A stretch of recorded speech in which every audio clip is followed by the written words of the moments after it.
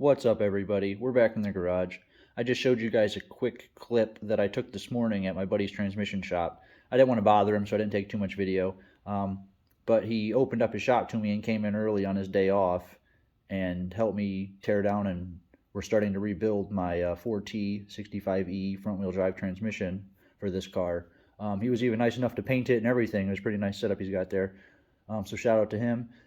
Anyway, we're actually back in the garage, and today, now that the engine's all bolted together, I've ordered and now have a new exhaust for the car from ZZ Performance.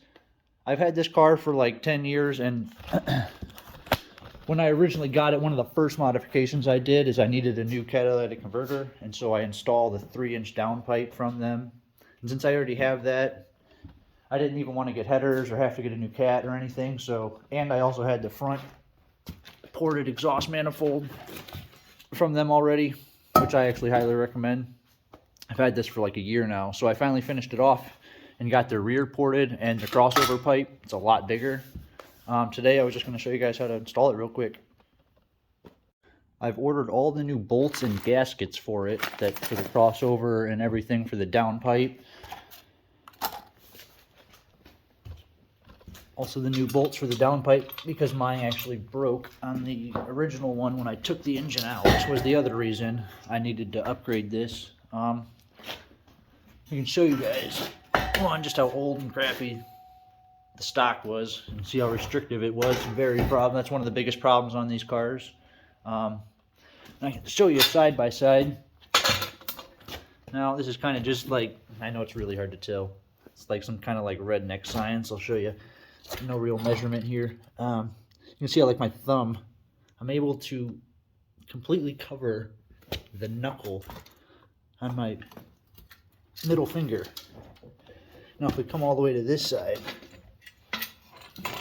I can't. I can just barely cover. I can show you guys the rest here. I mean, this is kind of a harder spot to get to, but I can barely reach my finger around. I can show you the rest of it. Compared to this, I can't even touch. Same thing on the crossover pipe. This is the original one. I believe it's 2 inches. And you can see I can just cover my fingernail with my thumb. But if I come over to this one, I can barely touch. I mean, I am not. And same thing with the front. I can show you guys. This is the old front cast iron. I'm able to completely cover my fingernail. And if I come over to the exact same spot, I can just barely touch. So this should definitely open the exhaust up a lot more, give it a lot more room to breathe. And it's a pretty straightforward install. I mean, there's like 6 bolts on each side. There is one stud on the far right side on the front of the engine. And you have to move your oil dipstick out of the way, which is pretty easy. Just pops right out. And you can set that aside. Now with the gaskets, you get 2 of them. At first glance, they are kind of complicated. You're not sure which way they would go. I would look at them. You see this side, it has the extra side for the EGR valve. So you know that's for the left side or the back of the engine. And you have this one for the front. Now you wouldn't know maybe which way this would go. You take this side and you know it goes in the stud. And then you just line up the holes the rest of the way. Now you want to grab the bolts next and the front plog. I would just start with 1 or 2, maybe the nut for the stud. You just want to line up that stud first, maybe start threading this nut through just to hold everything in place. And then, yes, I bought stainless steel heads with a 10mm head. I'll be able to cheat a little bit and use the power tool, make sure everything's all lined up. Now, I would not, if you want this really loose, you're able to get this side first. I wouldn't even go any farther than that. Then I would go ahead and do almost the exact same thing on the other side.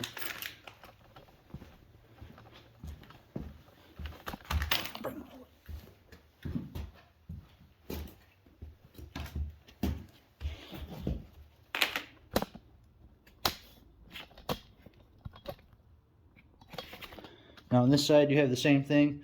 You have a stud on the far side over here, and you have the EGR here. Now you know which side this goes to. It fits over perfect, and then I would just get it over the stud first. Get everything in place. Grab this. Oh, the other thing I didn't mention was you'll have to also grab your whatever it's called, the exhaust sensor.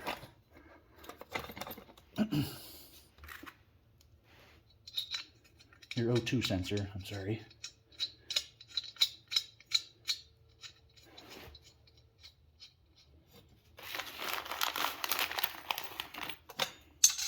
Now get, again, these kind of loose. Keep these kind of loose at first.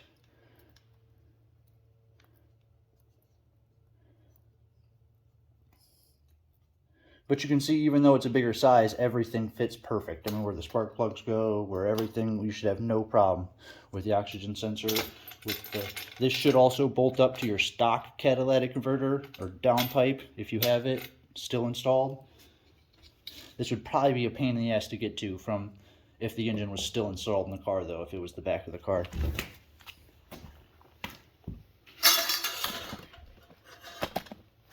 So next, we're just going to slide, and you know this ZZP logo you want at the top, facing kind of up. And it just goes in like so. And the front is just a bolt that screws into threads that are inside the front exhaust.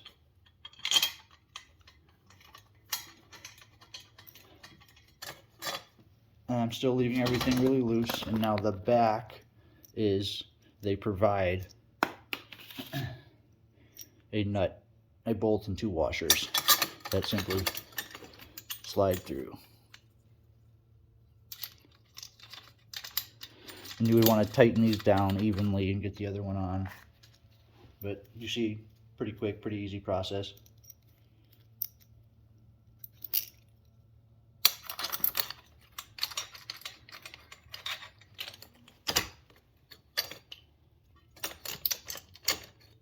And you couldn't ask for it to fit any nicer.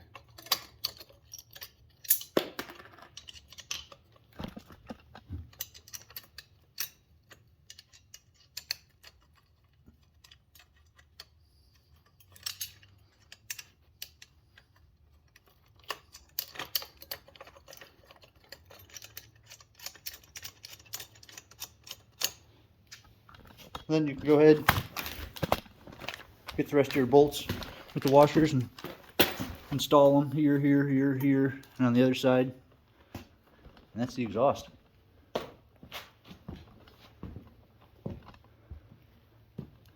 And the nuts for the downpipe.